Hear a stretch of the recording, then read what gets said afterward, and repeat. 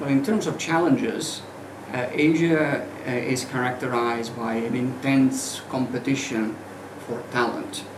Many businesses have invested heavily in Asia, and there is an expectation that Asia is going to drive the economic growth for many organizations. Now, these expectations translate in having to find the best people and the best leaders. But because these expectations are shared by so many organizations, there is intense competition for a relatively limited pool of talent in relation to demand. This competition for talent is also having some side effects. Labor costs are going up because of the competition, and HR functions are having to think of very original, very innovative strategies in order to be able to attract the right people, keep them within the organization, and develop them. So these are some of the key challenges that are felt across the whole of Asia. And some other challenges are related to the availability, but also to the quality of the talent that can be found in the local talent pool. And again, very often the HR functions are not able to identify individuals with the right skill sets, and the HR function itself may have different levels of maturity in different countries. So the whole infrastructure that HR functions have in order to support this business expectation of growth sometimes is insufficient or inadequate in relation to the expectations of the business.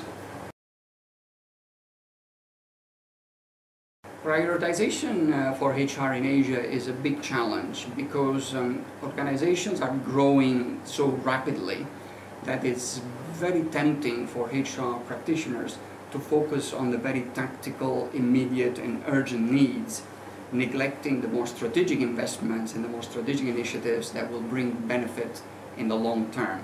So I think one of the important priorities for the HR function is to understand what is that capacity, how much can they take upon themselves, and what are their capabilities, what are the things that they are able to do by themselves, and then finding ways to expand their capacity and extending their capabilities by leveraging external resources, like for example working with third-party vendors, working with educational institutions, working with outsourcing service providers, perhaps looking at alternative strategies to supplement what they can do by themselves.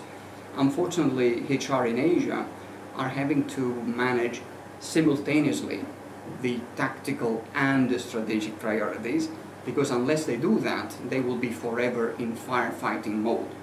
The other important priority for HR in Asia is to educate the line managers to take their share of responsibility for talent management issues.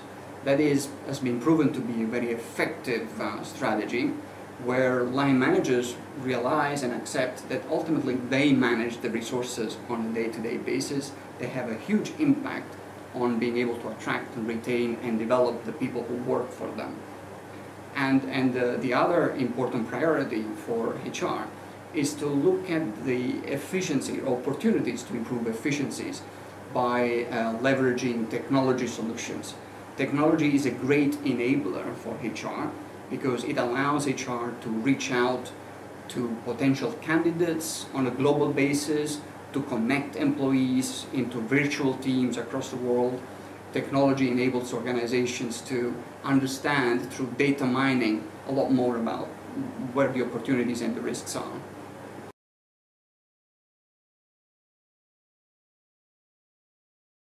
Successful companies are using a whole array of strategies, bearing in mind that the challenges are attracting and retaining people.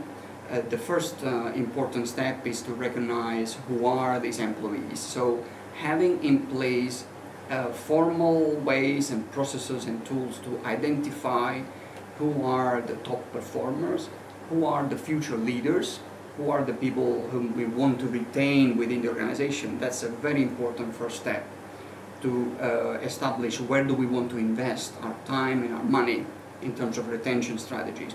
Then the retention strategies need to be targeted at specific segments.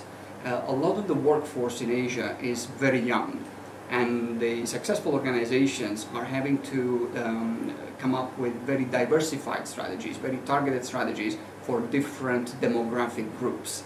And it's very common to see that these very targeted strategies are effective in creating a value proposition that is appealing to specific demographic groups.